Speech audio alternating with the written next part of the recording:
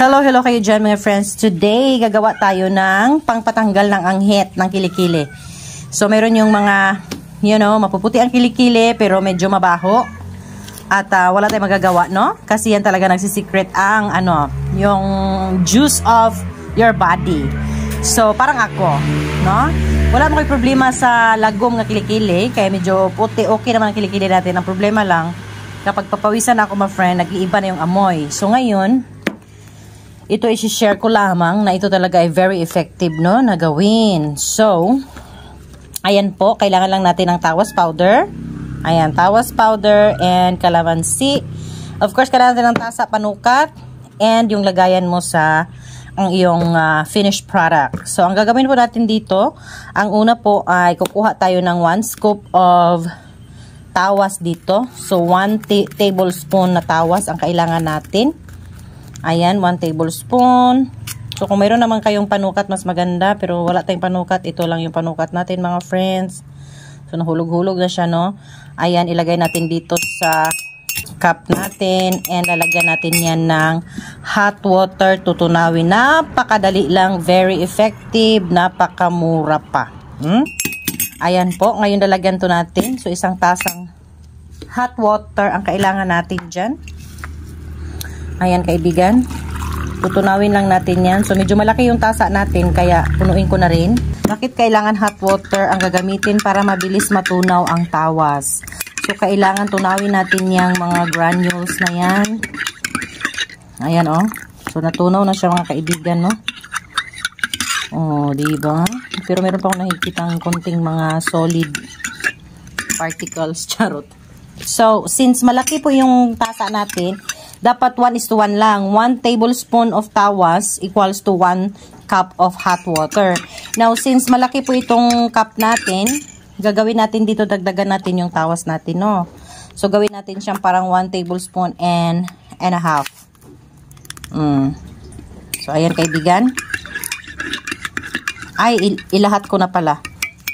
Kasi wala nang matira. So, 1.5 tablespoon po ang ginawa natin dito. Kasi malaki itong tasa natin. More than 1 cup talaga ito, no? Sa standard measuring cup.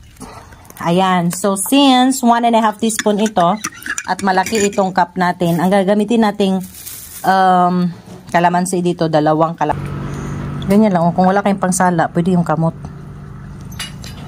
Sala mo sa kamay mo. Diba? Malinis naman yung kamay natin.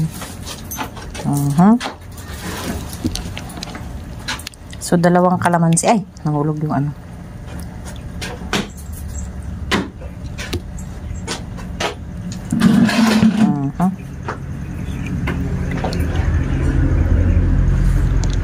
Ayan, tapos i-mix mo lang yung mabuti. And of course, kailangan natin i-set aside to. Kailangan siyang mag-cool down bago mo siya isalin sa yung spray bottle. Ayan, kaibigan. So, tanggalin mo na lang yung buto-buto later. So, pag titignan mo yan, wala na siyang mga powder na tawas. At importante talagang ipa-cool down nyo, no? Bago nyo siya isalin sa spray bottle kasi meron yung mga nagki-crystallize kasi niya mahirap siyang i-spray ngay. Kasi magbablock siya doon sa yung parang nozzle niya. Kaya dapat tunaw na tunaw tapos hayaan mo siyang lumamig. Alright, so hayaan na natin itong lumamig, mga kaibigan. Hello ulit kayo dyan, mga friends. So, hindi pa lumamig yung ating kagagawa lang na solution para sa armpit natin. So, ito, papakita ko lang ito kasi yung sobra doon sa ginawa ko last time. Na nakita ko kasi siya na may gumawa din nito, effective daw. So, tinry ko din siya sa sarili ko and it's proven talaga effective talaga siya, no? Nakakawala talaga siya ng amoy ng kilikili, mga kaibigan. Ngunit, hindi siya yung hindi na magpawis ang kilikili mo. Kagaya sa akin, pawisin ako na tao, talagang nagpapawis pa rin. But, at least hindi nangangamoy. Yun ang doon, yung pinaka bottom line, no? Kasi iba talaga pag may amoy at saka uneasy talagang gumalaw. Bakit importante na cold bago mo ilagay dito sa spray bottle mo? Kasi kapag nag-crystallize yan siya dyan, mahirap mo siyang i-spray. Kasi mayroon yung pagka mainit na mainit, tapos pag lumamig na makita mo mayroon pang magki-crystallize sa ilalim, no? Tapos mahirap siyang i-spray, kaya kailangan talaga malamig na malamig. So kagaya nito, ayan my friend, Ngayon, pagkatapos mong maligo, tsaka mo siya igagamitin, tsaka mo siya i-apply sa sarili mo. So, every time kang maligo, yun ang gagamitin mo siya. So, silagyan natin to ng, ng kalamansi. So, maganda na rin siya, no? At the same time, pampaputi na rin ang kilikili natin. Hindi siya mulagom. So, spray mo lang siya ng ganon. O, diba? Mura lang ka nag-spray na nasa sayo, 3 or 4 na beses mo siyang gawin. Tapos, mag-water yan siya, syempre. Kasi tubig lang naman to at tawas. Ayan lang siya, my friend. And you're good. Walang amoy. Wala talagang amoy as in 24 hours. Lalo kapag hindi ka naman pawisin na tao, siguro 48 hours hindi ka pa rin mangangamoy. Hindi pa rin mangangamoy yung kilikili mo. Ako pawisin ako. So, ganun po. Effective. As in, effective talaga siya. Very cheap. Kaysa naman gagamit kayo ng mga roll-on na mamahalin, nakalagom, makakaitim pa ng kilikili. Tapos, kakapit pa yung amoy mismo doon sa damit mo. And then, aside from that, meron pang mag-iiwan ng stain, di ba? Minsan, yung, for example, yung gagamitin nyo na, na roll-on, yung kapag naglagay ka na, minsan, didikit sa damit, di ba? Yung kulay niya. Ito, very, very effective talaga. Believe me. Kaya gawin mo na very simple, very cheap, and you can find anywhere, no? Convenient talaga na ang paggawa ng solusyon na to. Kaya gawin mo na, kaya ko sinishare sa'yo para naman lahat tayo happy. Hindi na taba ang hitan. Alright, thank you for watching. See you next time. Dito lang yan sa Kinabuhing Tambok Vlog.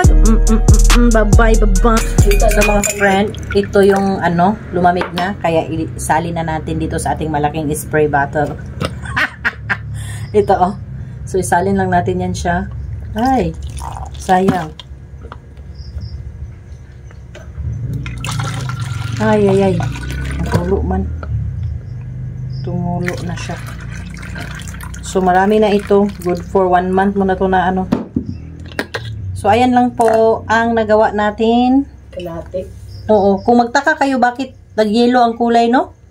Once na ilagay mo yung kalamansi doon sa tawas, nagaganito talaga yung kulay niya. And okay lang yan. Walay problema. Di makalagom og ilo. So, ayan na. So, mura na magkuhan na ni. Tignan natin, be, kung magandang pagka-spray. Mura magdili. Perfect na kayo. Diba? Meron ka nang para sa imong ilok. Ayan. Sige ako na mag-sprayan ganiha. Ano rin, Ganda to kay Naila. Mura na. Spray og tanom. Perfect, diba? Walang amoy. Wala siyang amoy eh. Kaya maganda siya.